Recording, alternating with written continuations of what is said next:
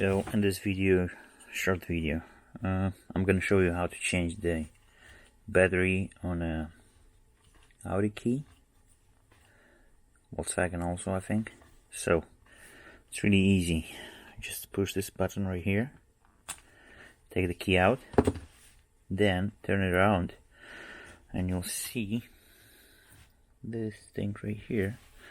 You push it in and try really hard, take it out, and here you go, it's out.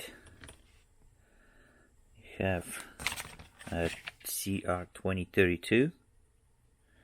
Take a new one, put it face down. I mean, all the inscriptions are this way down. Put it back and key back, and that's it. I think it's working.